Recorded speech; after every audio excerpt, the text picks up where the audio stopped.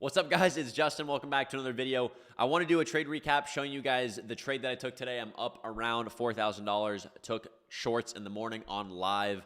Want to run you guys through it, and I honestly want to show you guys the confluence that I had, and also more importantly, just the entry model. The entry model that we ended up having this morning was super clean. Want to run through it.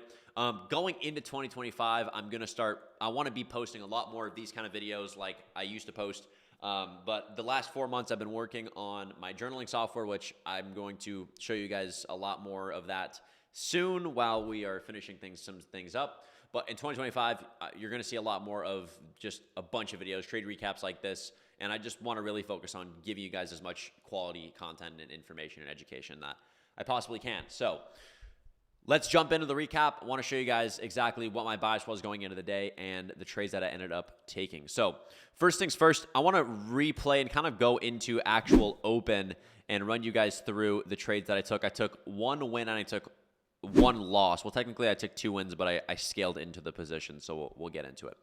Going into the day, the biggest thing that I was focused on is, number one, I actually came into the week with a bullish bias. And technically today, right now, depending on how the week or today closes, will probably end up being bearish the rest of the week. But the reason I was bullish going into the week, but this morning I was bearish, is because bigger time frame, the 4 hour, and what we were looking at was SMT on the bigger time frame. We came back, 4 hour fair value gap was still holding bullish. Sell side here gets taken, but I needed to see displacement back up inside of this range, right? But we failed to get any sort of displacement through a swing high, or we have a change in the state. There's nothing here that's bullish. So going into this morning, when I zoom in, right, I don't want to be too focused on the bigger time frame because it doesn't really give me anything. Like, what's happening here? So what's happening here is I look at the 5 minute, and I'm recognizing where is manipulation taking place. So number one, buy side is resting above us, has not been taken. But what is holding? Bearish order flow. 5 minute fair value gap to the left of us. What ends up happening is we get a 15-minute change in the state to the downside. We displace back down. Now, what does this show us? Many people might think, hey, we're rebalancing to the inefficiency. We could, but what's going to show us? How is bearish order flow playing out? There's London low here. There's a recent low here, so we have low resistance liquidity acting as sell side. So when I go into the morning and I'm looking at this, I'm viewing this 15 minutes saying, okay, we're holding bearish order flow. We've displaced to the downside. There's sell side resting below us. What do I need to see for me to validate this bearish bias? Because what I am possibly looking at here is I'm not super confident yet that this fair value gap doesn't hold bullish, right? Because sell side hasn't been taken, buy side hasn't been taken, but we are rejecting the bearish fair value gap on the 5 minute. So it's like, okay, we've got displacement to the downside. Right now, I'm bearish, right? But I need to see, for me to take an entry short, I need to see internal manipulation. So we zoom back out. We get to a market open. Boom, boom, boom. We rebalance to the 5 minute fair value gap. Again, this could have been a possible short, but I did not take this yet. This was at 8:30, so before market open, an hour beforehand. We end up closing, blah, blah, blah. And here we go. Market opens. So what ends up happening here? Zoom back into the 1 minute. Market opens. Dumps. No trade here for me. Now, could there have been a possible trade here for me? Yes, there could have. ES at this time, when we look at where ES was, ES ends up putting in equal highs. So right at open, this could have been a possible scalp opportunity. Not high quality, but we'll get into the trade that I took later. High here gets taken. Equal highs. Technically SMT, again, depending on the trader that you are, some people mark equal highs or equal lows as SMT. Some people don't. It's up to you. Sometimes I view it. Sometimes I don't. It depends what the favor of the bias is. But we do take the recent high to the left of us internally. Again, keep in mind, this is zoomed in. We're looking for a scalp move to the downside. 1 minute fair value gap continues to hold bearish. And if you look into the lower time frame, you'll actually see probably a model gets played out here. There's probably a change in the state. There's probably a fair value gap getting ran through. If you look at the 15-second, this fair value gap gets ran through. You could possibly take a short entry here, looking to see a move lower, stop at this internal high, and look to see a continuation move. Now, I did not take this, but it would have played out. Really nice move here. I did watch this. So now that we get all this displacement, right, What am I noticing? What am I recognizing? What is the information that's being told to me? Because every time that there's a move in the market, when we are trading, we're constantly being fed new data, right? We're constantly being fed new data to give us an understanding of what price wants to do, how we can react to it, and what's the information and what decisions we need to make. So once this big move gets taken, many people are viewing this in two ways. And this is what is so important that I want you guys to recognize. Some people are looking at this, and the immediate recognition mentally that they're thinking of is not what is adding there to their bias, but what they're missing out on. They look at this and they say, oh, I guess I'm going to miss out on shorts. I'm missing out on this whole move, blah, blah, blah, blah, right? Many people are probably thinking that in this moment. They see a big move like this and they get upset over the missed out move. This is not how you should think of this. As long as these lows, and more importantly, London does not get taken, there is an opportunity to short, right? Because that is the whole reason why the market is moving. There's 4 reasons why markets move: hunt liquidity, generate liquidity, rebalance to inefficiencies, and rebalance to equilibrium. Sorry, I got messed up there. But London low is the draw on liquidity. I am confident that we go to London low, right? Because we've had manipulation, we've had our change in the state, this fair value gap are getting ran through, we have big displacement to the downside. I'm confident London low gets taken. So as long as London low does not get taken, there is an opportunity for me to short. But I need to see internal manipulation now. So we get displacement. What am I recognizing? Okay, well, we get displacement through this recent low to the left of us. I zoom into the 1 minute. And this is where I took a loss. I took one loss. I took 2 wins today. This loss was not good.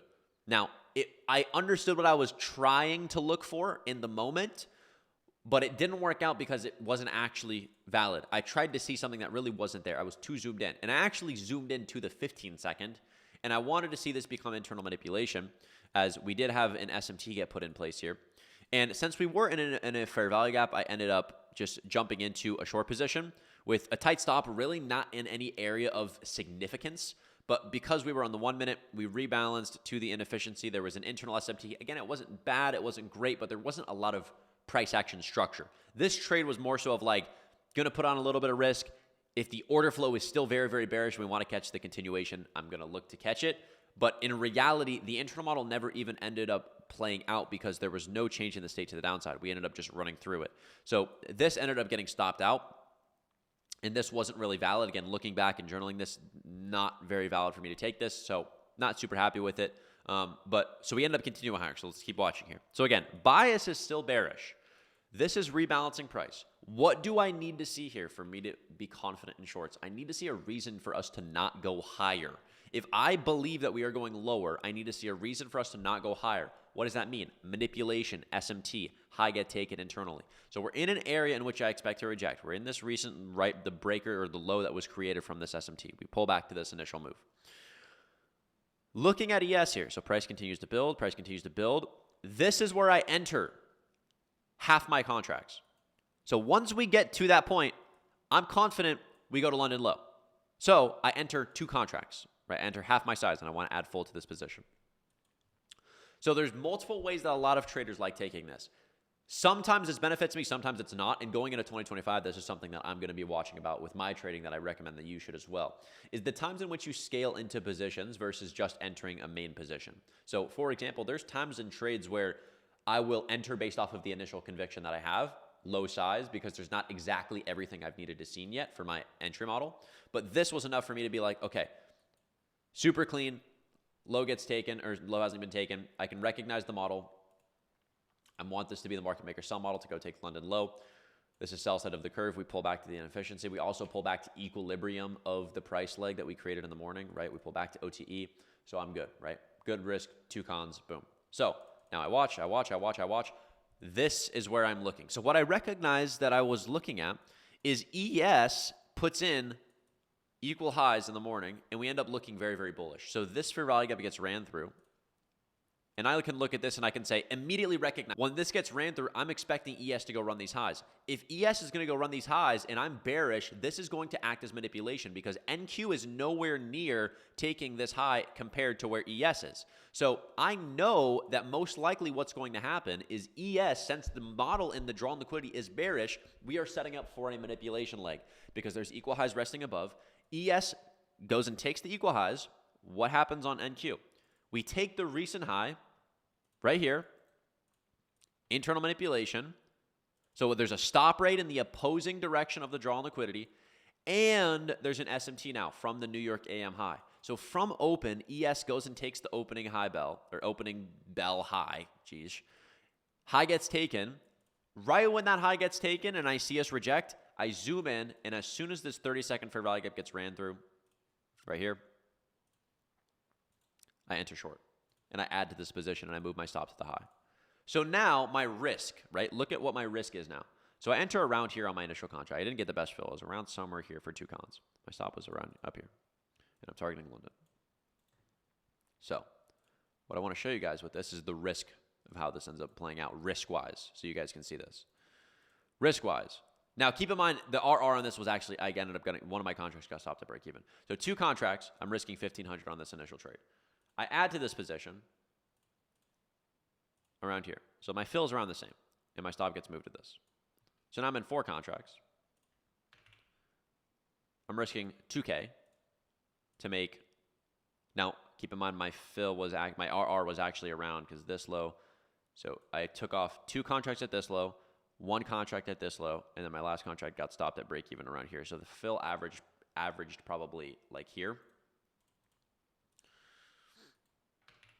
So I'm risking around 5,700 again with the morning loss as well. So now if the management was perfect today, it should have been at least like a 6K day. And the reason why it wasn't is because first initial loss, not good risk on it. And the last contract ended up getting stopped out on this. Now I was looking to see a move lower, and the model's actually playing out. We are selling off, but my last contract was towards this low from Monday low. But it wouldn't even played out anyway because we ended up coming all the way back up, manipulating again, taking the recent high, and then selling back off. So it really wouldn't have mattered anyway. But overall, super, super clean trade, high quality trade when it comes to entry model wise, right? We have a high quality draw on liquidity. There's a reason for price to go lower. We look super, super clean. Internal high gets taken in an area in which we already expect to reject, which is the fair value gap in the breaker. SMT high gets taken, draw on liquidity is lower. Beautiful, beautiful model. Super, super, super, super clean. Very happy with the day. So hopefully you guys enjoyed this little recap. Wanted to come on. Again, 2025, I have a lot of content planned for you guys. I have a lot of stuff planned for you guys. Trade Path is coming out very, very soon. January, end of January, early February-ish. You're going to start seeing some more content with that. If you guys don't know what that is, be on the lookout because I'm going to start making more content on it. Enjoy your day. Enjoy everything that you guys are doing. And I will see you guys in the next video. Peace.